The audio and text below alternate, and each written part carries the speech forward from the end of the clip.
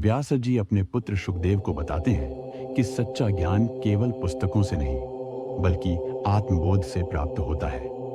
वे समझाते हैं कि जीवन जीते जी मुक्ति कैसे संभव है। शुकदेव के मन में प्रश्न उठता है, क्या कोई राजा जो महल और राज्य चलाता है सांसारिक जिम्मेदारियों के बीच रहते हुए भी मुक्त हो सकता है?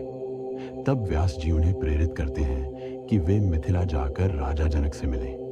राजा जनक एक ऐसे आदर्श हैं जो राजसत्ता में रहकर भी पूर्ण योगी की तरह आसक्ति रहित हैं। सच्ची मुक्ति त्याग से नहीं बल्कि अंतर मन की वैराग्य भावना से मिलती है। घर परिवार कामकाज करते हुए भी आत्मज्ञान और परम शांति को पाया जा सकता है। जो मन से आसक्ति छोड़ देता है वही संसार में रहते हुए भी मुक्त कहलाता है।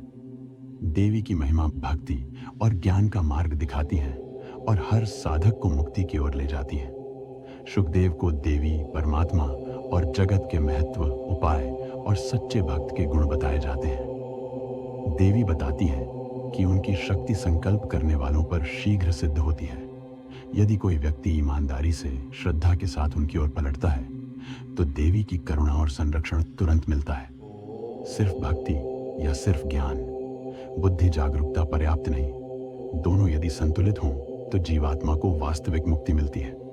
सच्चा भक्त कम बोलता है, विवेकी है, अहम भाव से परे है, सभी प्राणियों को समान दृष्टि रखता है और अपने अंदर की शुद्धता पर ध्यान देता है। संसार में सब कुछ क्षणभंगुर है।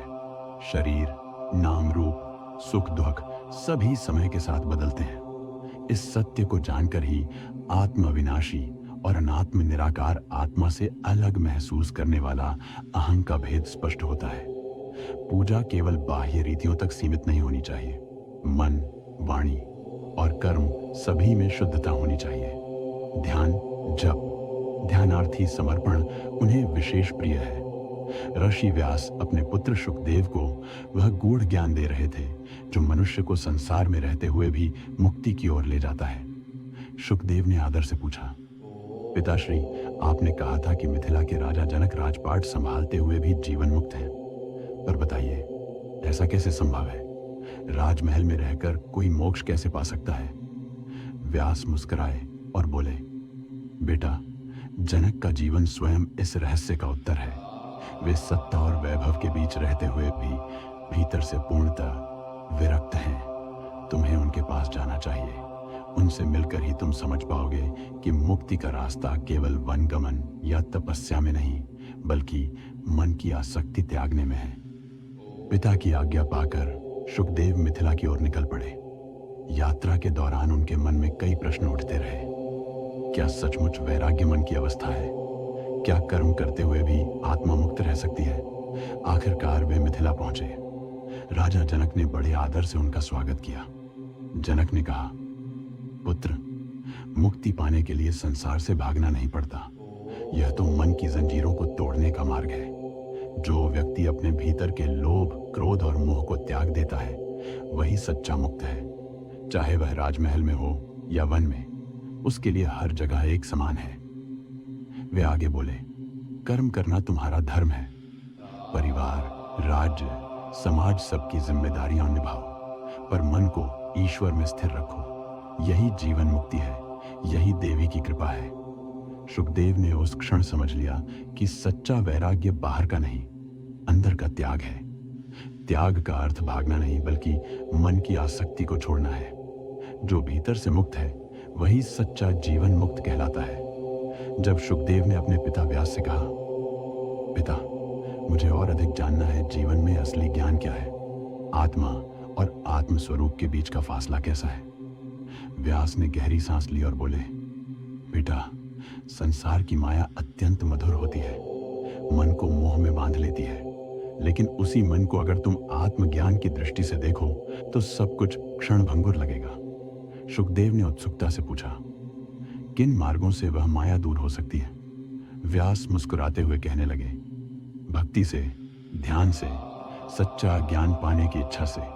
यह सिर्फ नियम कर्म नहीं बल्कि आत्म अनुभव का विषय है। जागृत रहने से आत्म स्वरूप की अनुभूति होते ही व्यक्ति संसार के फंदों से निकल जाता है। फिर व्यास ने बताया कि कैसे आत्मा स्वयं अपने अंदर दिव्य ज्योति की तरह है, न तुच्छ है न महान, न जन्म लेती है न मरण पाती है। सुख दुख या समय की चोटी वाली बातें उस पर प्रभाव नहीं डालती। राजा जनक की वाणी सुखदेव की समृद्धि में और अधिक वृद्धि लाती है। जनक कहते हैं, देखो बेटा, जिस आत्मा की प्रकृति अटल हो, जो न बदलती हो, वही सत्य है, बाकी सब परिवर्तनशील है। सुखदेव ने मन ही मन अनुभव किया कि आत्मस्वरूप की यह अनुभूति ही जीवन की सच्ची पूर्ति है।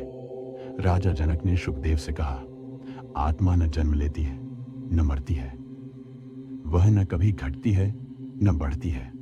जैसे सूर्य का प्रकाश बादलों से ढक सकता है, वैसे ही अज्ञान आत्मा को ढक देता है, पर सूर्य कभी मध्यम नहीं होता। भक्ति और ज्ञान से यह अज्ञान हटता है। माया के मोह से मुक्त होकर जब मन स्थिर हो जाता है, तभी आत्मा की दिव्य ज्योति स्वयं प्रकट होती है। यही है मुक्ति का सच्चा मार्ग। कर्म करते हुए भी भीतर से अडिग और निर्मल रहना। पिताश्री, आपने बताया कि आत्मा जन्म और मरण से परे है, लेकिन माया इतनी घनी क्यों है कि हम सब उसमें उलझे रहते हैं? कैसे भक्ति इस माया को धुंधली कर सकती है? व्यास ने बड़े शांत स्वर में उत्तर दिया, बेटा, माया केवल असत्य चीजों को वास्तविक समझने की शक्ति है। जैसे सपना में हमें सब सच लगता है, वैसे ही संसार में वस्तुएं हमें सच प्रतीत होती हैं, पर फिर जब जागते हैं तो पता चलता है कि सब कुछ क्षणभंगुर है। भक्ति वही है जो मन को एक बिंदु पर केंद्रित कर दे।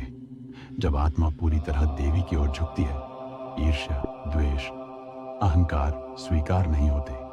भक्त का मन निर्मल हो जाता है, उसकी दृष्टि सच्चा सत्य देख पाती है। राजा जनक का उदाहरण देते हुए व्यास बतलाते हैं कि जनक ने कैसे जीवन के कर्तव्यों को निभाते निभाते भी अपने मन को माया के मोह से मुक्त रखा। जनक की वाणी सुनकर सुखदेव ने अनुभव किया कि मुक्ति बाहर की वस्तुएं नहीं बल्कि आंतरिक दृढ़ता है। माया मायाजाल है, पर भक्ति वह प्रकाश है जो इस जाल को जला देती है। जहन की शुद्धि से ही आत्मस्वरूप झलकता है।